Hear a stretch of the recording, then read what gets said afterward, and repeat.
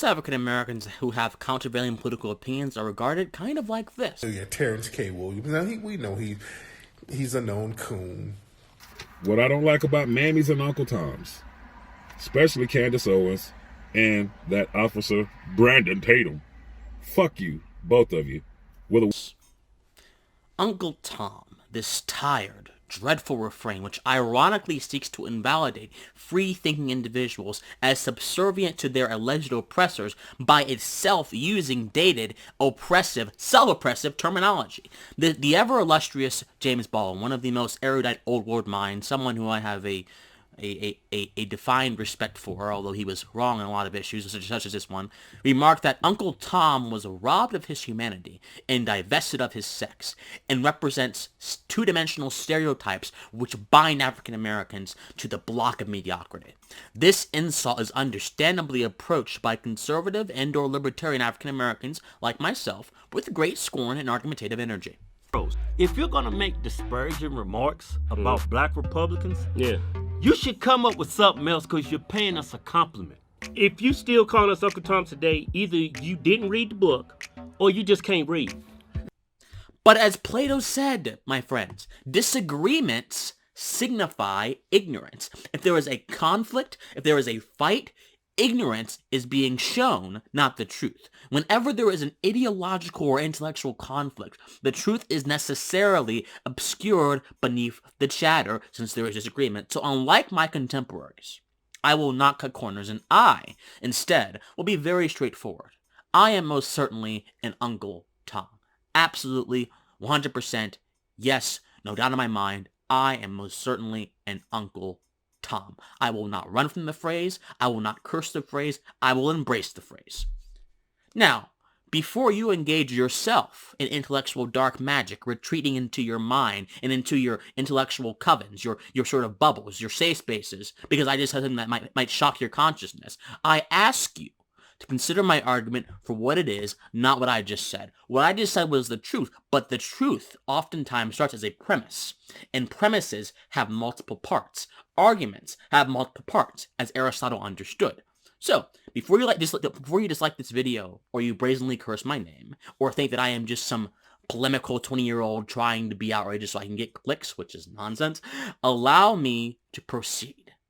But before we can understand, like or dislike a thing logically, we need to understand what that thing or that person is. If you want to be prudent about this, now I'm probably being a little bit presumptuous by assuming that most political observers in this country want prudence. Most of them want fire, not prudence. Destructive fire, not creative fire, not illuminating fire, but destructive fire, not prudence. But I will trust that you will put aside your torches and your pitchforks for a moment to hear me speak.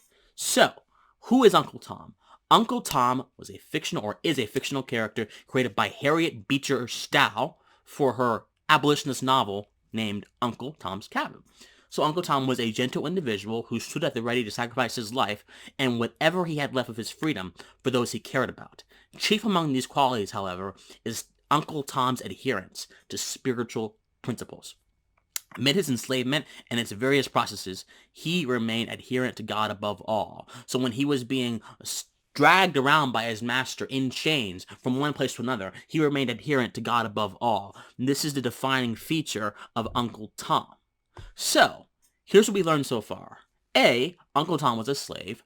B, Uncle Tom's character is laden with stereotypes, which allows certain political actors to weaponize his example against their opponents. And C, Uncle Tom was a sacrificial person. He was willing to give of himself to the benefit of others. So, let's break this down a little bit so we understand exactly what's going on here. A, his slavery, him being a slave, his slavehood, is an inherent part of the character. It was an inherent part of the character embedded into the character's DNA, into his archetypal composition by Stowe to convey a certain point that, yes, those people that you berate, that you think are terrible or subhuman, as was the oft postulated American thought in that point in time, those people are still people.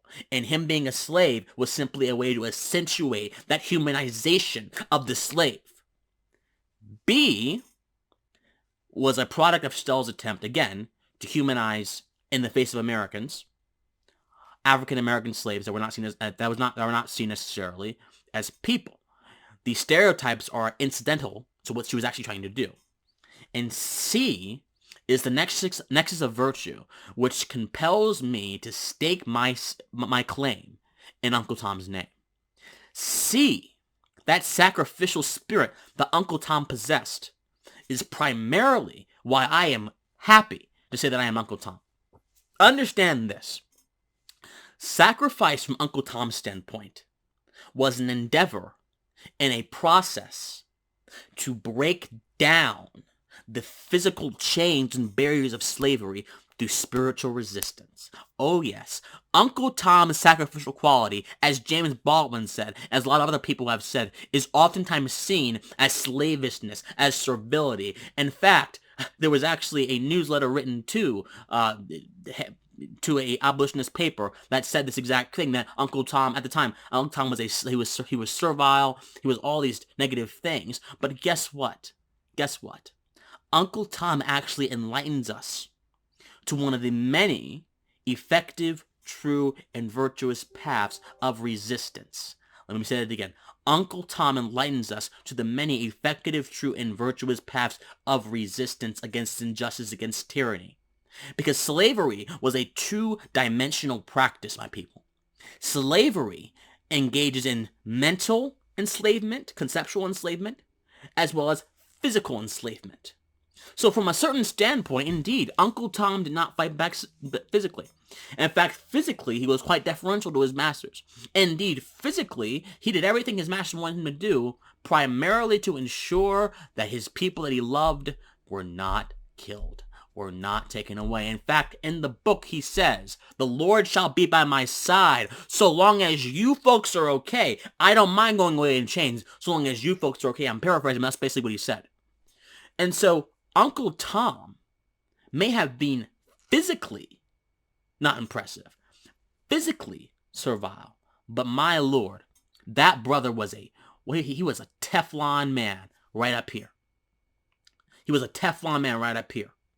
Because every walk of the way, no matter what happened, he brought with him his spiritual sustenance to get through the days. And guess what? You need not be a Christian to appreciate this point. You need not be religious to appreciate this point.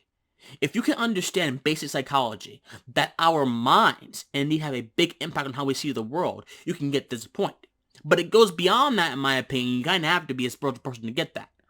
So, Uncle Tom actually did what a lot of the freedmen, the slaves who were first in chains and eventually got freed, did.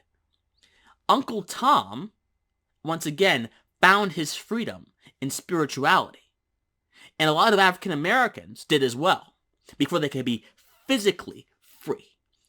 So it's like an input-output table, a dualism, a two-dimensional fraction that you had to solve, an equation. And Uncle Tom had solved half of that equation, but he was saving the other half of that equation for the other people who he cared about, so they could have that physical freedom and all that conceptual freedom.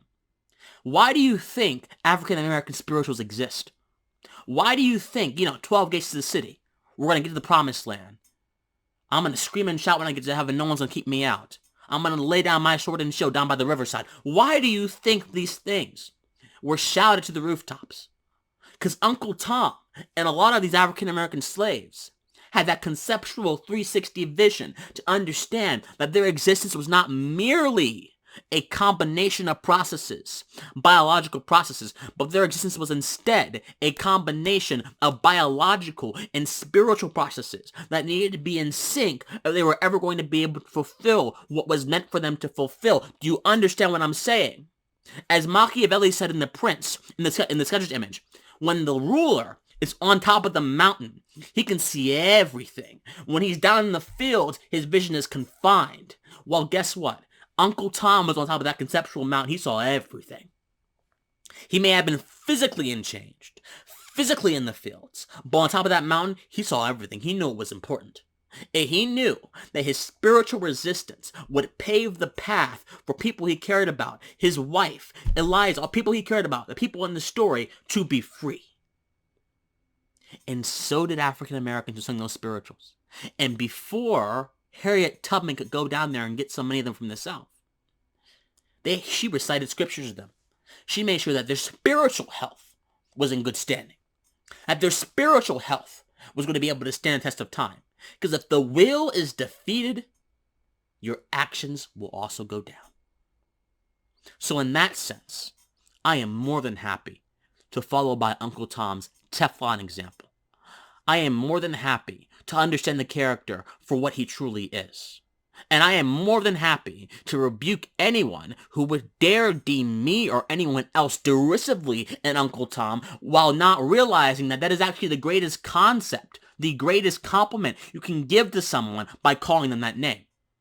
When you say someone's an Uncle Tom from here on out, you need to understand, you are saying that they are a mentally strong person who is willing to lay down their life for the good of other people, who is willing to do what they need to do to ensure that universal truth of illumination is unlocked, and that fire of genius, that fire of creativity, that fire of dynamism is unlocked, and it goes forth to blaze forth change, to blaze forth freedom, and to ensure justice is ensured for all.